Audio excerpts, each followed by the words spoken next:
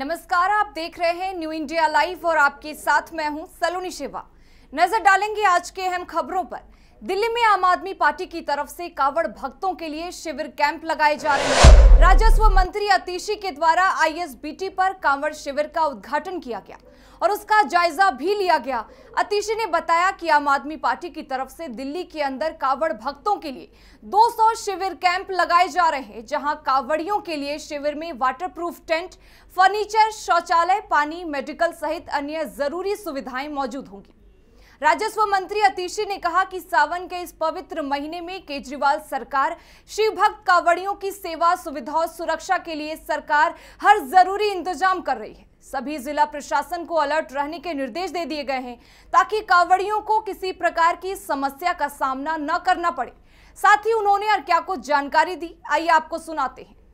देखिए, जैसा आप जानते हैं, पिछले 7 साल से हर साल जब भी कावड़ शिविर दिल्ली में होता है तो अरविंद केजरीवाल जी की सरकार कावड़ियों के लिए हर सुविधा प्रदान करने का इंतज़ाम करती है।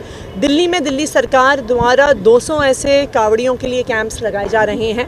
इन कैंप्स में पूरा टेंट का अरेंजमेंट, वाटरप्रूफ टेंट का अरेंजमेंट, जहाँ पे एक तरफ जो जल लेकर आ रहे हैं कावड़िए, उनके खाने का एक तरफ समितियां इंतज़ाम करती हैं और दूसरी तरफ उनके रहने का इंतज़ाम होता है। यहाँ पर टॉयलेट्स की सुविधा, बाथरूम की सुविधा, पीने के पानी की सुविधा, उसका अरेंजमेंट किया जाता है। ऐसे स्टैंड्स का अरेंजमेंट किया जाता है जहाँ पर जो कावड़ है, जहाँ पे उनको जल को रख सकते हैं। और उसके अलावा फर्स्ट एड की और मेडिकल की व्यवस्था, क्योंकि जैसा आप जानते हैं जो कावड़िए होते हैं वो बिना जूते चप्पल पहनकर जल लेने जाते हैं, तो उनको कई बारी मेडिकल फैसिलिटीज़ की भी ज़रूरत पड़ती है। तो ये सारे अरेंजमेंट दिल्ली सरकार द्वारा किए जाते हैं।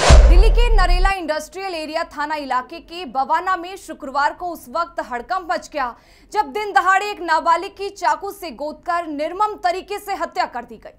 दरअसल बवाना जेजे कॉलोनी का रहने वाला 17 साल का सोहेल नाम का लड़का घर से बिरयानी खाने के लिए बाहर निकला था। घर से कुछ दूरी पर बिरयानी की दुकान के पास अज्ञात हमलावरों ने उसके ऊपर हमला कर दिया और चाकू से घोंपकर उसकी हत्या कर दी। हमलावर कौन थे, अभी तक यह साफ नहीं हो पाया है और हत्या की क्या वजह है, इस पर भी अभी तक कोई जानकारी नहीं मिल पाई है। नरेला इंडस्ट्रियल एरिया थाना पुलिस ने शव को कब्जे में लेकर पोस्टमार्टम के लिए भेज दिया है और पूरे मामले की तफ्तीश लगातार जारी है।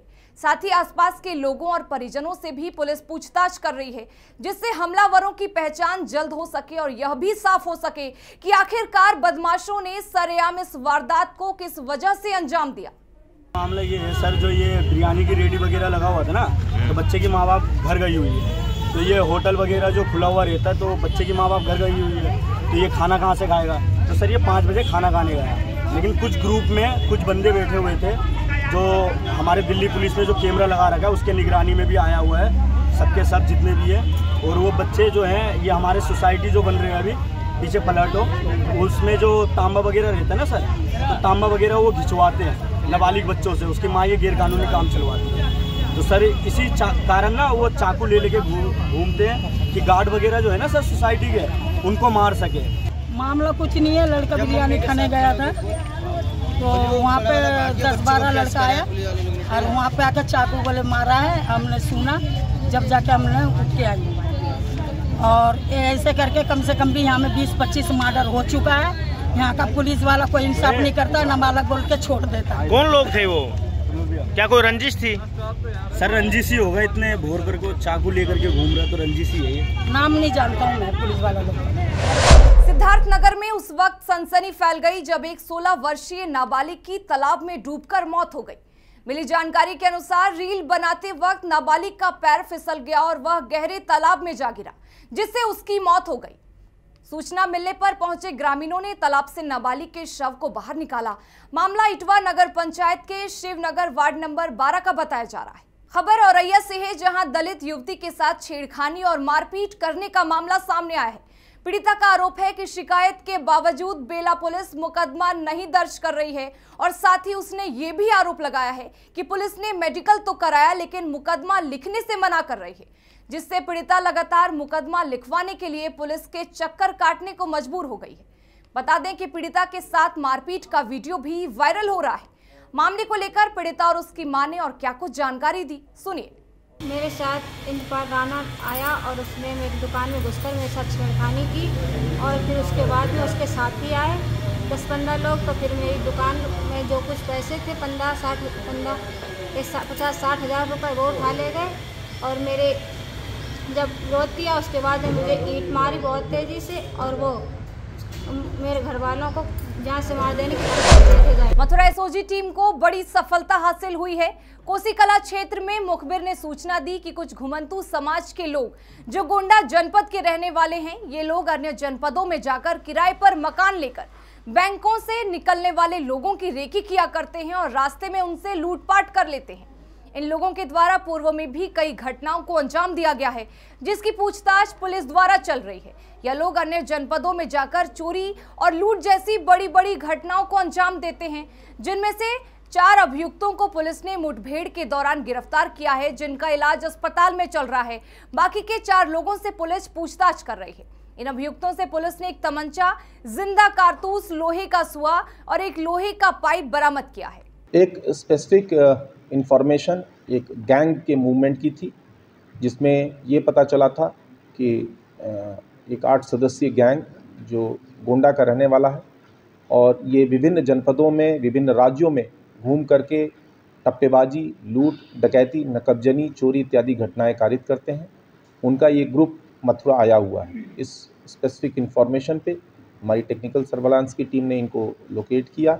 साथ ही साथ हमारी एसओजी की टीम तथा थाना कोसी कला की टीम ने इनकी घेराबंदी की। घेराबंदी के दौरान इनके साथ मुठभेड़ हुई। उस मुठभेड़ में 4 अपराधी घायल हुए और इनके 4 अन्य साथी गिरफ्तार हुए। कुल 8 अपराधी जो डकैती की योजना बना रहे थे, ये गिरफ्तार किए गए हैं। इनको आवश्यक विधि कार्रवाई करते हुए जेल भेजा जा रहा है। गर्मी का मौसम आते ही आमतौर पर हर बार दिल्ली वासियों को पानी की समस्या से दो चार होना पड़ता है।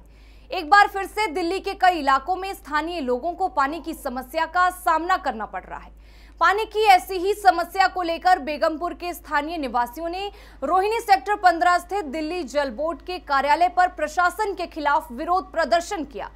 निगम में उपनेता प्रतिपक्ष और भाजपा निगम पार्षद जय भगवान यादव के नेतृत्व में इस प्रदर्शन में बड़ी संख्या में स्थानीय निवासी मौजूद रहे, जिसमें महिलाएं भी शामिल हुई और पानी की समस्या को लेकर अपना आक्रोश व्यक्त किया।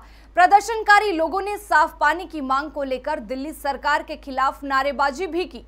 निगम पार्षद जय भगवान यादव ने बताया कि पूरे बेगमपुर निगम वार्ड में पानी की बड़ी समस्या बनी हुई है। उन्होंने कहा कि क्षेत्र में वैकल्पिक दिनों में कुछ घंटे के लिए ही पानी आता है। आपको बता दें कि दिल्ली के अधिकतर इलाकों में पानी की समस्या आम है। विशेष तौर पर गंदे पानी की समस्या से हर किसी को सामना करना पड़ता है। इसी को लेकर अब स्थानीय निवासियों ने दिल्ली जल बोर्ड के बाहर प्रशासन के खिलाफ सांकेतिक रूप से धरना देकर अपना आक्रोश व्यक्त किया और यह साफ कर दिया कि जल्द ही उनकी समस्या का समाधान नहीं हुआ तो आने वाले समय में सभी बड़े आंदोलन के लिए भी तैयार रहें। ऐसे में देखना लाजमी होगा कि क्षेत्रवासियों की समस्या का समाधान कब तक होता है और कब तक इन्हें साफ पानी मिल पाता है। मेरा नाम एसएस मेहरा है। मैं पॉकेट 1 सेक्टर 24 का प्रेसिडेंट भी हूँ और एक सोशल वर्कर भी हूँ। जी मेरी पॉकेट 1 में डायरेक्ट सप्लाई के साथ साथ में एक यूजीआर भी प्रोवाइड किया हुआ है, तो हमें कभी भी प्रॉब्लम नहीं थी। लेकिन फरवरी 2023 के बाद में हमें बहुत ज़्यादा प्रॉब्लम हमारे सामने आ रही है। ना केवल यूजीआर से पानी सप्लाई हो रहा है, सप्लाई नहीं कर रहे हैं वो, बल्कि जिस दिन पानी आता है उस दिन भी या तो पानी जो 3 घंटे आता है वो 2 घंटे आएगा और 2 घंटे में भी 15-20 मिनट आधा घंटा गायब हो जाएगा पानी। तो मेरे पॉकेट में और मेरे आसपास के इलाके में बहुत ज़्यादा पानी की समस्या हो रही है, साथ साथ में गंदा भी हो रहा है। बेगमपुर वार्ड में लगातार गंदा पानी आ रहा है। अब मैं 6 महीने से पार्षद बना हूँ। लगातार मैं चिट्ठियाँ भी लिख ली, पर्सनली मिल भी लिया, लेकिन इनके कान पे जू नहीं रेंग रही। आज हमने एक सांकेतिक यहाँ प्रदर्शन धरना किया है, क्योंकि पूरा एरिया सुबह तीसरे दिन पानी आता है, रोजाना तो वो भी नहीं आता। पानी चलाओगे तो आधा घंटा तो सबके, मेरे घर में भी आधा घंटा गंदा पानी आता है। वो तो साफ सुथरे एरिया में, गांव का पुराना एरिया है, लेकिन जो अनऑथराइज कॉलोनी है उनमें जगह जगह पानी की लाइनें टूटी पड़ी हैं। हम बात करते हैं जल बोर्ड में तो वो कहते हैं सीवर वालों ने तोड़ दी। सीवर भी तो इन्हीं का प्रोजेक्ट महकमा है, तो ये ठीक क्यों नहीं कराते? वो उसके सिर पे लगाता है, वो उसके सिर पे। और सफ़र कर रहे हैं लोग, गंदा पानी पी रहे हैं। मेरे क्षेत्र में सेक्टर 24 रोहिणी भी है, उसमें कामकाजी लोग हैं, 4 मंजिल के मकान हैं, एक टंकी भरती है तीसरे दिन। और अब तो पिछले 1 हफ्ते से लगातार पॉकेट 8, पॉकेट 21 और पॉकेट 1 गंदा पानी वहाँ भी सप्लाई हो रहा है। जैसे कॉलोनी में भी गंदा पानी चल रहा है। कहने का मतलब ये कोई एरिया छूटता नहीं है जो मेरे पूरे वार्ड का, चाहे दीप बिहार हो, पंसाड़ी हो, नवीन बिहार हो, राजीव नगर एक्सटेंशन हो, कत्यानी बिहार हो, बेगम बिहार हो, नवीन बिहार हो और बेगमपुर गांव, राजीव नगर, सभी में गंदा पानी आ रहा है। मेरा नाम पूजा श्रीवास्तव है, मैं मंडल की उपाध्यक्ष हूँ। समस्याएं हमारे यहाँ बेगमपुर और राजीव नगर एक्सटेंशन में बहुत सारी समस्याएं हैं, जो कि बहुत ही गंदा पानी आता है। गुरुजी के मास्टर जय भगवान जी हमारे निगम पार्षद हैं, वो लगातार इस प्रयास को पूरा सफल बनाने के लिए लगे हुए हैं। आज भी हम सब लोग प्रदर्शन कर रहे हैं कि साफ पानी आए और लोगों की समस्याएं खत्म हो। उन्होंने आश्वासन दिया है कि जल्द से जल्द आपका काम करेंगे। अब देखते हैं, अगर वो जल्द से जल्द काम नहीं करेंगे, फिर मास्टर जी के द्वारा हम सब लोग फिर बहुत ही बड़ा प्रदर्शन करेंगे और इसको हम समस्याएं का समाधान किया जाएगा। करोड़ों की धोखाधड़ी के मामले में कई वर्षों से फरार इनामी चार्टर्ड अकाउंटेंट को दिल्ली पुलिस की क्राइम ब्रांच की टीम ने गिरफ्तार कर लिया है। पुलिस टीम ने फरार चल रहे इस अपराधी को रोहिणी सेक्टर 22 से गिरफ्तार किया है। दरअसल आरोपी की धरपकड़ के लिए दिल्ली पुलिस की क्राइम ब्रांच की एक विशेष टीम इस पर काम कर रही थी। इस दौरान सब इंस्पेक्टर रवि सैनी को गुप्त सूचना प्राप्त हुई कि आरोपी अनिल कुमार बंसल रोहिणी में रह रहा है। सूचना के आधार पर संयुक्त आयुक्त SD मिश्रा और उपायुक्त अंकित सिंह द्वारा सहायक आयुक्त नरेंद्र सिंह की देखरेख में एक टीम का गठन किया गया, जिसका नेतृत्व निरीक्षक संदीप सिंह कर रहे थे, जिसमें SI Ravi Saini, ASI Pradeep Godhara, Surendra, head constable Parveen, Ashish, Mukesh, Arjun, Satyavrat और राजेंद्र शामिल थे। पुलिस के मुताबिक आरोपी पिछले 5 वर्षों से अपनी गिरफ्तारी से बच रहा था और दिल्ली, हरियाणा, उत्तर प्रदेश के विभिन्न इलाकों में अपना ठिकाना बदल रहा था। खबर उत्तर प्रदेश के सिद्धार्थनगर जिले के खड़सरी गांव का है, जहां पर ग्राम विकास अधिकारी मनोज ने पंचायत भवन निर्माण के नाम पर ग्रामीणों से पैसा तो ले लिया, लेकिन निर्माण कार्य नहीं कराया, जिसकी शिकायत ग्रामीणों ने ब्लॉक अधिकारियों से लेकर जिले के आला अधिकारियों से की, लेकिन बावजूद इसके अब तक कोई भी कार्रवाई नहीं हुई है। ग्रामीणों का आरोप है कि इससे पहले तैनात ग्राम विकास अधिकारी मनोज ने गांव में जमकर भ्रष्टाचार किया है। गांव के प्रधान की मृत्यु हो गई और ग्राम विकास अधिकारी गांव की विकास की जिम्मेदारी उठा रहे थे और उन्होंने गांव का विकास तो नहीं किया, लेकिन अपना विकास खूब किया और गांव का विकास महज कागजों में ही सिमट कर रह गया। वहीं इस बारे में जिलाधिकारी संजीव रंजन का कहना है कि मामला संज्ञान में आया है, जिस पर जांच कर कार्रवाई की जाएगी। आपको बता दें कि जिले में अगर जांच हो जाए तो इस तरह के मामले हर ब्लॉक में निकलेंगे। अब देखने वाली बात यह होगी कि प्रशासन ऐसे लोगों पर कब तक कार्रवाई करेगा। शिव शंकर नगर खड़सरी, अब उस सेक्रेटरी के कमजोरी से वो प्रधान तो एक्सपायर हो गए, 1 साल भर। अब वो सेक्रेटरी को जिम्मेदार रहे सेक्रेटरी जाने। जब से प्रधान रहे जीवित, जब से वह बनवाइन सेक्रेटरी के माध्यम से सौंप दिन है, जब से पड़े रह गया है, वैसे उनका पैसा निकल चुका है। मेरे सामने भवा है जो उनके उपरेहित हैं, कोटेदार का संगरिया चिनकू हरिराम, वह कहीं 13 लाख रुपया निकल चुका है, 65,000 बाकी रह गया है। पंचायत भवन का निर्माण जो है हमारी प्रायोरिटी में रही है और ज़्यादातर गाँव में जाँच करा कर देख लिया गया है कि वहाँ निर्माण हो गया है और ये मामला आपके माध्यम से हमारे संज्ञान में आ रहा है, तो इसकी प्रॉपर जांच कराई जाएगी। अगर उसमें कोई दोषी पाया जाएगा तो उसके विरुद्ध कार्रवाई की जाएगी। सर, जो पूर्व में प्रधान थे उनकी डेथ हो चुकी है, उनके फादर भी कह रहे हैं कि ये जो है सेक्रेटरी पहले यहाँ जो थे अब दूसरी जगह पोस्ट हो गए हैं और इन्होंने पैसा निकाल लिया। तो ये प्रॉपर जाँच का विषय है। अगर कोई शिकायत आई होगी उनके परिवार के माध्यम से तो या किसी के भी माध्यम से शिकायत आएगी या आई होगी तो उसकी जांच हम करवाते हैं। उत्तर प्रदेश के अमरोहा जनपद में सुप्रीम कोर्ट के वरिष्ठ अधिवक्ता अश्विनी उपाध्याय ने समान नागरिक संहिता को लेकर जनसंवाद किया, जिसमें समान नागरिक संहिता को लेकर होने वाले फायदों के बारे में बताया। साथ ही पत्रकारों से वार्ता की, जिसमें उन्होंने कहा कि जो भी सांसद और विधायक देश के संविधान की आत्मा के समान आर्टिकल 44 यानी समान नागरिक संहिता का विरोध कर रहे हैं, उन सभी के खिलाफ कार्रवाई करते हुए उनकी सदस्यता रद्द कर देनी चाहिए। उन्होंने कहा कि इसके लिए वह लोकसभा अध्यक्ष और भारत के प्रधानमंत्री से भी मांग करते हैं। इसके साथ ही उन्होंने और क्या कुछ कहा, आइए आपको सुनाते हैं। देखिए, यहाँ अमरोहा में हमारे निवर्तमान विधायक मलिक साहब हैं, इन्होंने इस कार्यक्रम का आयोजन किया और मुख्य उद्देश्य ये था कि अमरोहा की यूसीसी की सच्चाई पहुँचे। यूसीसी के बारे में बहुत सारा मिथ पूरे देश में फैलाया जा रहा है और वो यूसीसी के बारे में बहुत सारा भ्रम अमरोहा में भी फैलाया जा रहा है। तो मलिक साहब ने ये कहा कि भाई अमरोहा में एक कार्यक्रम होना चाहिए जिससे यूसीसी के क्या क्या फ़ायदे हैं और यदि कोई नुकसान है तो उसका भी स्पष्ट होना चाहिए। आज हमने यही कहा है कि यूसीसी से हिंदुओं को केवल एक फ़ायदा है कि उनका शादी का रजिस्ट्रेशन अनिवार्य हो जाएगा।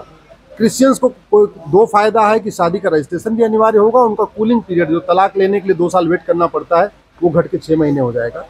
पारसी को 3 फायदा होगा कि शादी का रजिस्ट्रेशन भी अनिवार्य होगा, कूलिंग पीरियड भी कम हो जाएगा और उनको वसीयत प्रॉपर्टी का इक्वल राइट मिल जाएगा। लेकिन हमारी मुस्लिम बेटियों को बहुत बड़ा फायदा होने जा रहा है। जैसा बताया गया कि यहाँ अमरोहा में लगभग 50% के आसपास मुस्लिम पॉपुलेशन है। इसका मतलब अमरोहा में अगर कुल महिलाओं की 50% हमारी मुस्लिम बहन बेटियाँ हैं, अब उनको 11 फायदा होगा। सबसे पहले तो उनकी शादी की उम्र जो अभी 9 साल चल रही है वो 18 साल हो जाएगी या 20 साल पार्लियामेंट तय करेगा उसको जितना भी होगा, लेकिन सभी बहन बेटियों की शादी की उम्र समान हो जाएगी, जिसका फ़ायदा हमारी मुस्लिम बेटियों को मिलेगा।